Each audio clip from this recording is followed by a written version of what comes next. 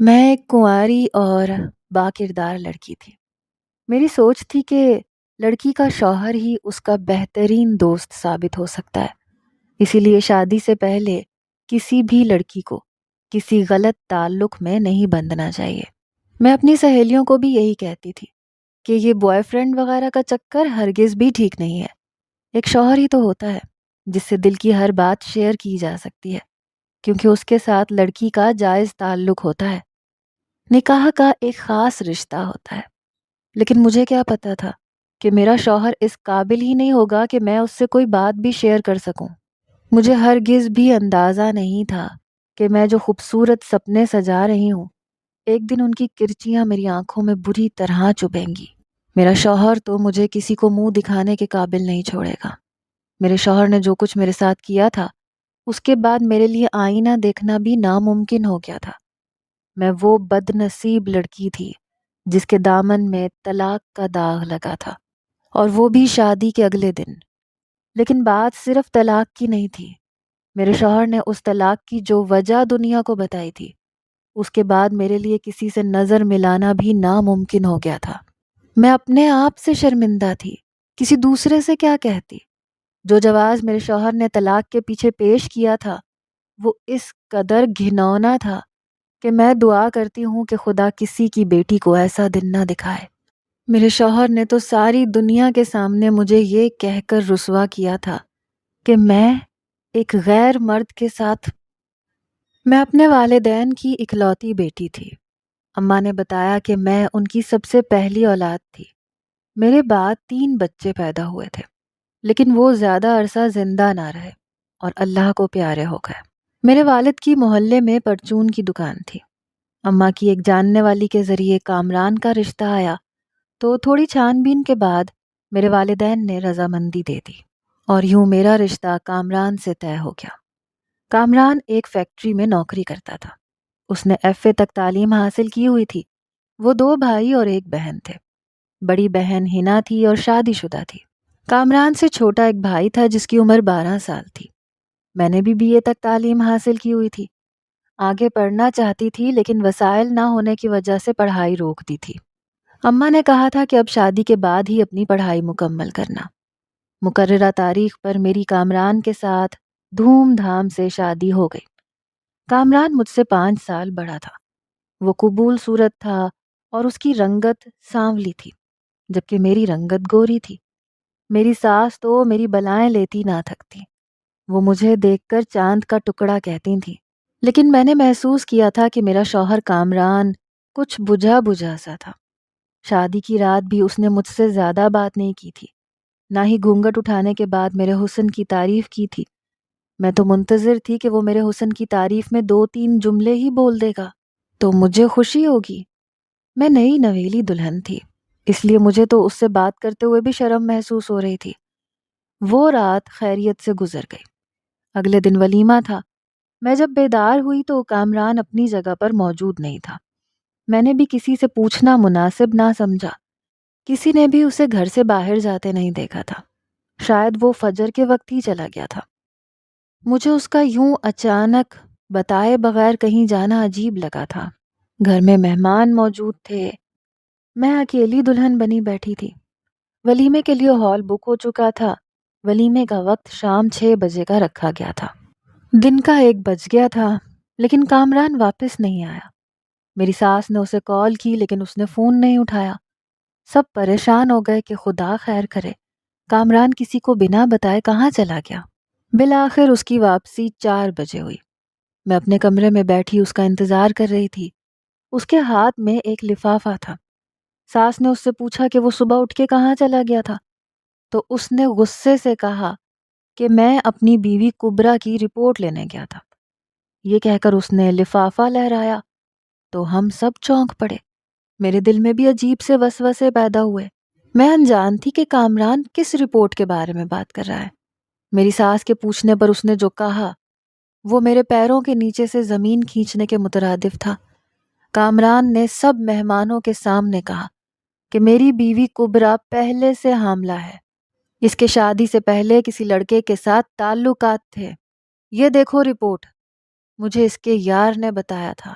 کہ کبرا نے شادی سے پہلے اس سے وعدے کیے تھے، اس سے پیسے بٹورے تھے، یہ اپنے یار کے ساتھ ملتی تھی۔ مجھے اپنی سماعت پر یقین نہیں آ رہا تھا، حالانکہ ایسا کچھ نہیں تھا۔ میں حاملہ نہیں تھی، مجھے کسی غیر مرد نے چھوا تک نہیں تھا۔ میرے حاملہ ہونے اور کسی یار کے بارے میں سن کر وہاں موجود میری ساس اور سسر توبہ توبہ کرنے لگے۔ ہر کوئی مجھے ایسی نظروں سے دیکھ رہا تھا جیسے میں واقعی بد کردار ہوں۔ میں نے خود پر لگائے گئے الزام پر احتجاج کیا، اپنی صفائی میں کچھ کہنا چاہا، لیکن کوئی میری بات سننے اور یقین کرنے پر تیار نہیں تھا۔ کامران بار بار مجھے بد کردار کہہ رہا تھا۔ میری سمجھ میں کچھ نہیں آ رہا تھا کہ وہ ایسا کیوں کہہ رہا ہے، اس سب کے پیچھے اس کا کیا مقصد تھا۔ میری آنکھوں سے آنسو سیلاب کی صورت میں نکل رہے تھے۔ جب میری برداشت سے باہر ہو گیا تو میں نے آگے بڑھ کر کامران کا گریبان پکڑ لیا۔ اس سے پوچھا کہ بتاؤ، میرے کس لڑکے کے ساتھ شادی سے پہلے تعلقات تھے؟ کیوں تم نے یہ جھوٹی رپورٹ بنوائی ہے؟ کیا تمہارے اندر خدا کا خوف ختم ہو گیا ہے؟ میں شریف زادی ہوں، میں نے کبھی کسی غیر مرد کی طرف دیکھا تک نہیں ہے۔ تم مجھ پر الزام لگا رہے ہو۔ تمہاری اپنی بھی تو بہن ہے، اور تم ایک لڑکی کی عزت اچھال کر کیا حاصل کر لو گے؟ کیا سوچا کہ کبھی تمہاری بہن کے ساتھ ایسا کچھ ہوا تو؟ روتے ہوئے میں نے کامران کو بری طرح جھنجھوڑا تھا، اور بدلے میں کامران نے مجھے زور سے دھکا دیا۔ میں فرش پہ گر گئی۔ وہ غصے سے بولا، اپنا گناہ مجھ پہ ڈالنے کی کوشش مت کرو۔ میری بہن تمہاری طرح بد کردار بے حیا نہیں ہے، اس کے غیر مردوں کے ساتھ تعلقات نہیں ہیں۔ وہ ہمارے شریف گھرانے سے ہے، نہ کہ تمہاری طرح بازاری۔ مجھے تمہارے یار کاشف نے سب کچھ بتا دیا ہے۔ کاش اس نے شادی سے پہلے مجھے بتایا ہوتا تو میں تم سے ہرگز شادی نہ کرتا۔ تم ایک بد کردار اور جھوٹی لڑکی ہو۔ تم پہلے سے حاملہ تھی اور ہمیں نہیں بتایا۔ کیا چاہتی تھی تم؟ ایک غیر مرد کا بچہ میرے سر تھوپنا چاہتی تھی؟ اپنے گناہ کو چھپانے کے لیے میرا نام استعمال کرنا چاہتی تھی؟ خدا کا شکر ہے کہ مجھے سب کچھ وقت پر پتہ چل گیا۔ میں تمہیں اپنے ساتھ نہیں رکھ سکتا، اس لیے میں تمہیں طلاق دیتا ہوں۔ کامران نے وہیں کھڑے کھڑے مجھے طلاق دے دی۔ طلاق ہوتے ہی میں پھوٹ پھوٹ کر رونے لگی۔ میری تو دنیا ہی اجڑ گئی تھی۔ آج میری شادی کو دوسرا دن تھا اور میرے شوہر نے مجھ پر بد چلنی کا الزام لگا کر طلاق دے دی تھی۔ وہاں موجود سب لوگ یوں چپ تھے جیسے سب کو سانپ سونگھ گیا ہو۔ سب کو ہوش اس وقت آیا جب پانی سر سے گزر چکا تھا۔ میری ساس نے آگے بڑھ کر کامران کا گریبان پکڑ لیا، اسے برا بھلا کہنے لگی۔ کمبخت، یہ تو نے کیا کر دیا؟ تیر کمان سے نکل چکا تھا۔ میں اٹھی، زندہ لاش کی طرح چلتی ہوئی کمرے میں چلی گئی۔ شادی کے دوسرے دن میرے ماتھے پر طلاق جیسا بدنما دھبا لگ گیا تھا۔ اب میرے وہاں رہنے کا کوئی جواز نہیں تھا۔ کامران میرے لیے نامحرم ہو گیا تھا۔ پیچھے میری ساس کامران سے کیا کہہ رہی تھی، مجھے اب کوئی سروکار نہیں تھا، لیکن افسوس تھا کہ سب نے کامران کی باتوں پر یقین کر لیا تھا، اور میں بے گناہ ہونے کے باوجود بھی گناہ گار ٹھہرائی گئی۔ میری ماں ہمیشہ کہتی تھی، عورت کی عزت بالکل کانچ کی طرح ہوتی ہے، اس کی بہت حفاظت کرنی چاہیے، لیکن مجھے تو اپنی عزت کی حفاظت کا موقع ہی نہیں ملا تھا۔ کسی نے مجھ سے صفائی مانگی ہی نہیں تھی، تو میں کیسے اپنی عزت بچاتی؟ کس کو بتاتی کہ میں بے گناہ ہوں؟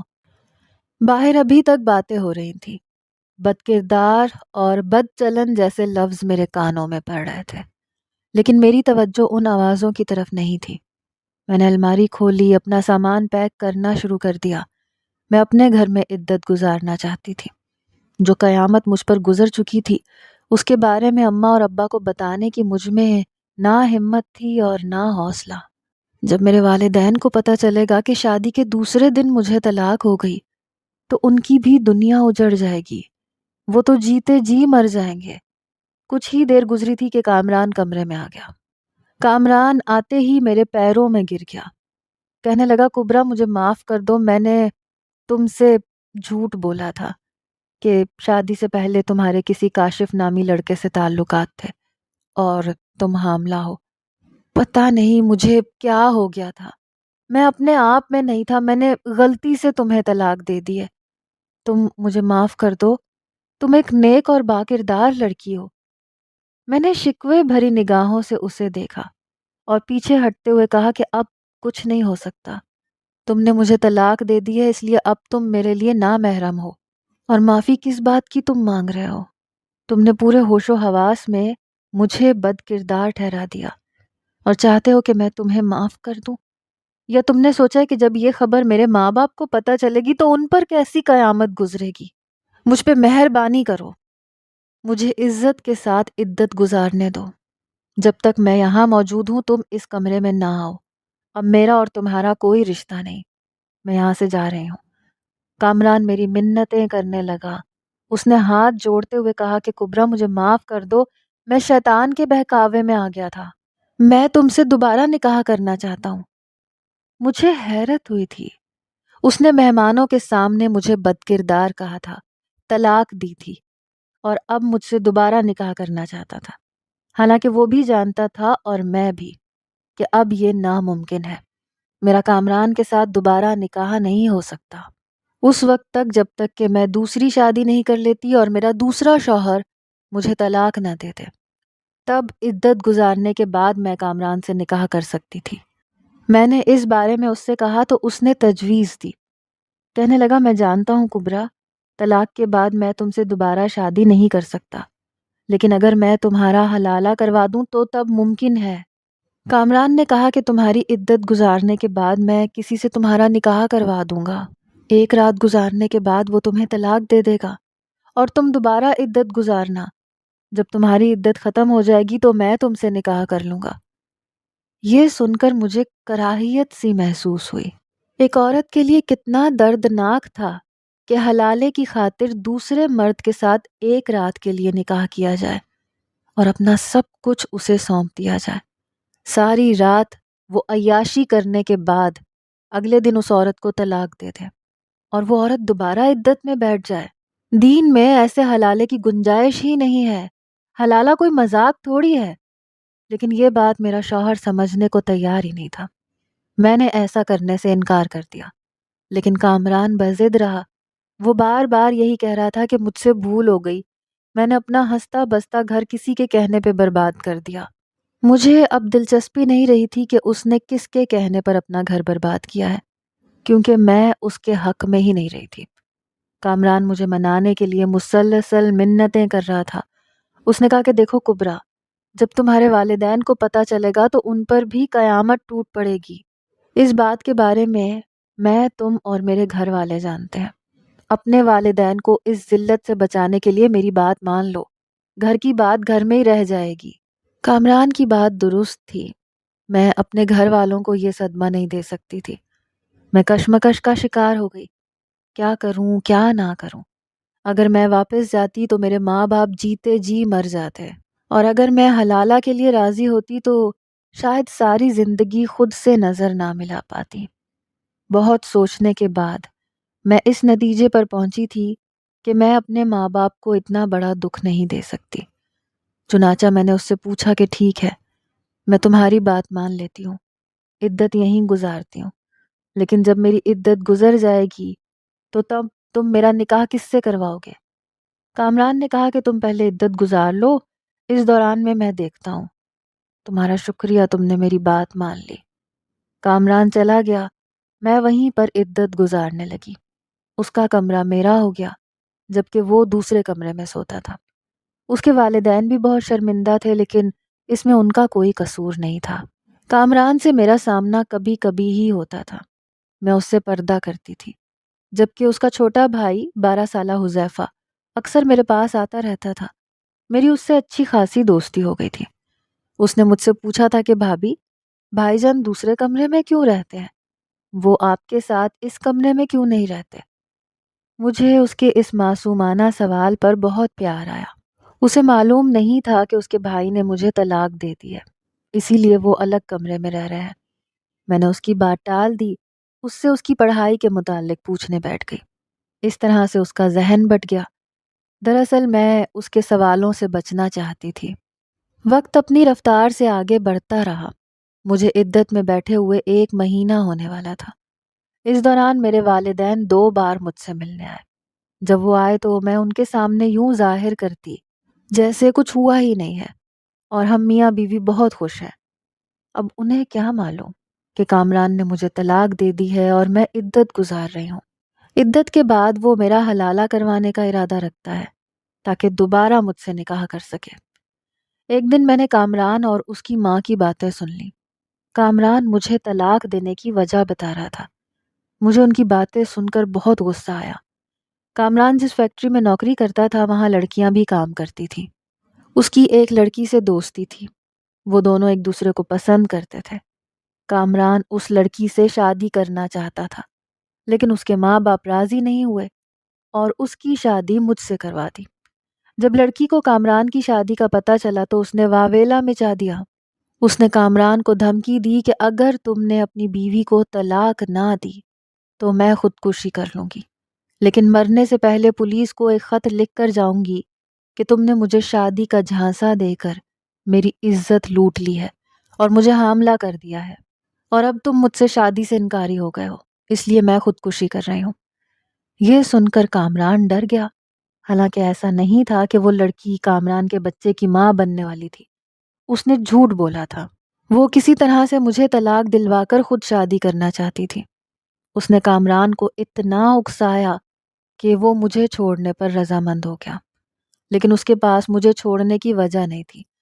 چنانچہ لڑکی نے کامران سے مل کے منصوبہ بنایا اور ایک لیڈی ڈاکٹر کو پیسے دے کر میری جعلی میڈیکل رپورٹ بنوا دی کہ میں شادی سے پہلے حاملہ تھی اور میں بد کردار ہوں۔ چنانچہ کامران نے ایسا ہی کیا، لیکن بعد میں اسے بہت پچھتاوا ہوا۔ بعد میں پتہ چلا کہ وہ لڑکی بھی کامران کو دھوکہ دے گئی۔ اس نے کسی امیر لڑکے سے شادی کر کے اپنا گھر بسا لیا۔ کامران کو اس لڑکی پر غصہ تو بہت آیا تھا لیکن وہ کچھ کر نہیں سکتا تھا۔ اب اسے میری عدت گزرنے کا شدت سے انتظار تھا۔ 2 مہینے گزر گئے تھے۔ اس کا جب سے مجھ سے سامنا ہوتا تو اس کے چہرے پر شرمندگی ہوتی۔ مجھے بھی اس پر افسوس ہوتا تھا کہ اس نے ایک غیر لڑکی کی باتوں اور جھوٹی محبت کے چکر میں پھنس کے اپنی پاک باز اور نیک سیرت بیوی پر بہتان لگایا تھا، اپنے ہاتھوں سے اپنا گھر اجاڑ دیا تھا۔ جیسے جیسے عدت کے دن ختم ہو رہے تھے میری پریشانی بڑھتی جا رہی تھی۔ ابھی تک مجھے کامران نے یہ نہیں بتایا تھا کہ اس نے میرا کس مرد کے ساتھ حلالہ کروانے کا فیصلہ کیا ہے۔ میرا دل حلالہ کروانے کو نہیں مان رہا تھا، لیکن میں اپنے والدین کی عزت کی وجہ سے مجبور تھی، اس لیے حلالے جیسا فعل کرنے پر مجبور تھی۔ جب میری عدت ختم ہونے میں 1 ہفتہ رہ گیا تو میں نے کامران سے پوچھ ہی لیا۔ اس نے کہا کہ ابھی تک میں نے کسی سے اس حوالے سے بات نہیں کی ہے، کیونکہ اگر میں نے بغیر بھروسے والے شخص سے بات کی تو ہماری عزت کا جنازہ نکل جائے گا۔ میں کسی ایسے شخص کی تلاش میں ہوں جو نہ صرف قابل بھروسہ ہو بلکہ حلالے کے دوسرے دن تمہیں طلاق بھی دے دے، ورنہ میں نے ایسے کئی لوگ دیکھے ہیں جو حلالہ کرنے کی خاطر نکاح کر لیتے ہیں لیکن بعد میں مکر جاتے ہیں اور بیوی کو طلاق نہیں دیتے۔ کامران کی بات 100% درست تھی۔ میری ایک سہیلی کے ساتھ ایسا ہو چکا تھا۔ اس کے شوہر نے غصے میں آ کر اسے طلاق دے دی۔ جب ہوش میں آیا تو بہت پچھتایا۔ بعد میں جب اس نے بیوی کا حلالہ کروایا تو حلالہ کرنے والے مرد کو اس کی بیوی اتنی پسند آ گئی کہ وہ اسے چھوڑنے پر تیار ہی نہ ہوا۔ آخر کار میری سہیلی کے پہلے شوہر نے اسے گولی مار دی۔ اب وہ خود جیل میں بند تھا اور میری سہیلی نے تیسری شادی کر لی تھی، اس لیے میں بہت ڈرتی تھی۔ عدت گزر گئی تو میری ساس اور سسر میرے پاس آئے۔ انہوں نے بتایا کہ تم حلالے کے لیے تیار ہو جاؤ، ہم نے اپنے چھوٹے بیٹے کو تیار کر لیا ہے، وہ تم سے حلالہ کرے گا اور اگلے ہی دن تمہیں چھوڑ دے گا۔ چھوٹے دیور کا سن کر میں حیران رہ گئی۔ وہ مجھ سے 10 سال چھوٹا تھا اور وہ بہت ہی معصوم اور نیک بچہ تھا، بھلا اسے حلالے کے بارے میں کیسے معلوم ہوگا؟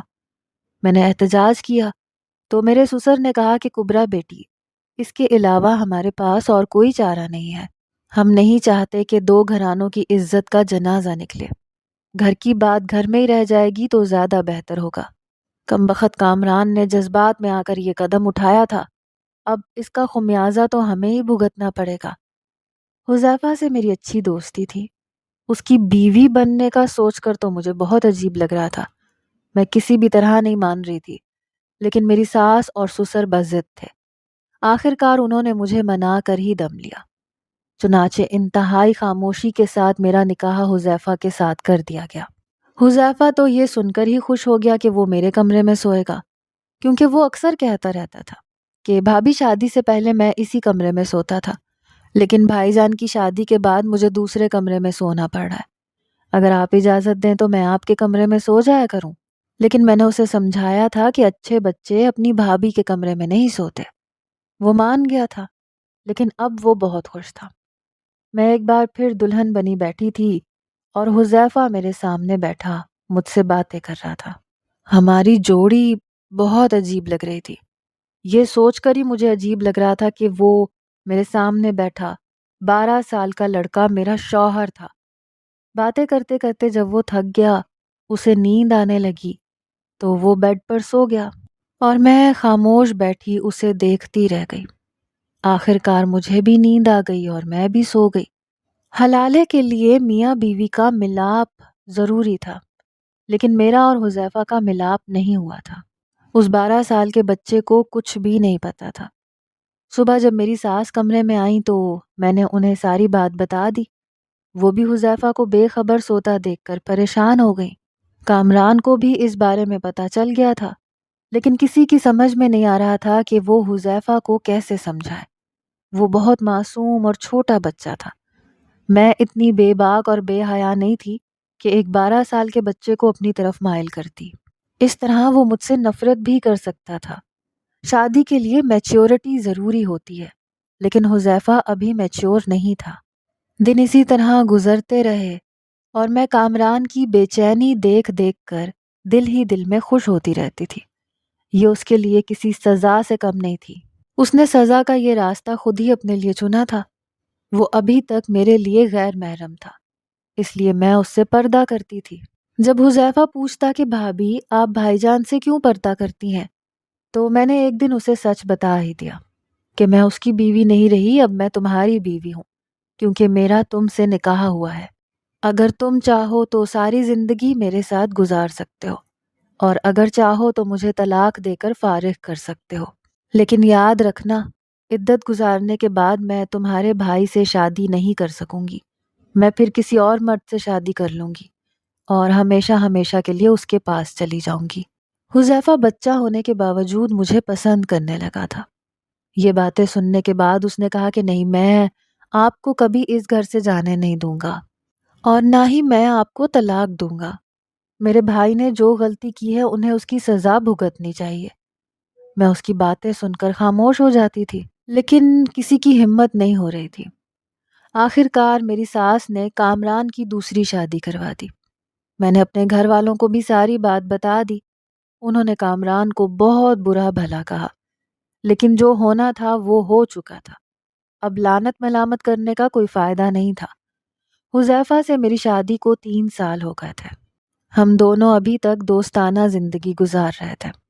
آگے میرے ساتھ کیا ہونا تھا مجھے کچھ معلوم نہیں تھا۔ جب حذیفہ شعور کی دنیا میں قدم رکھے گا تو نہ جانے وہ میرے بارے میں کیا فیصلہ کرے گا، مجھے اپنی بیوی کی حیثیت سے رکھے گا یا چھوڑ دے گا، یہ سب میں نے حالات پر چھوڑ دیا تھا۔ جب حذیفہ کی عمر 18 سال ہو گئی تو تب اسے پتہ چل گیا کہ میں اس کی بیوی ہوں۔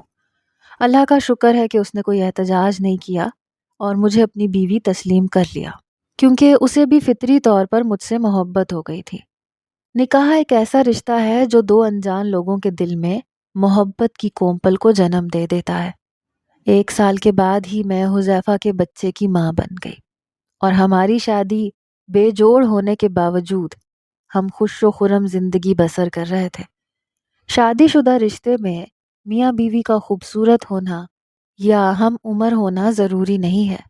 اگر وہ ایک دوسرے کی عزت کرتے ہوں، ایک دوسرے کے حقوق کی حفاظت کرنا جانتے ہوں، تو پھر انہیں پرفیکٹ کپل کہلائے جانے کا پورا حق ہے، چاہے عمروں کا تضاد ہو یا پھر حسن و جمال کا۔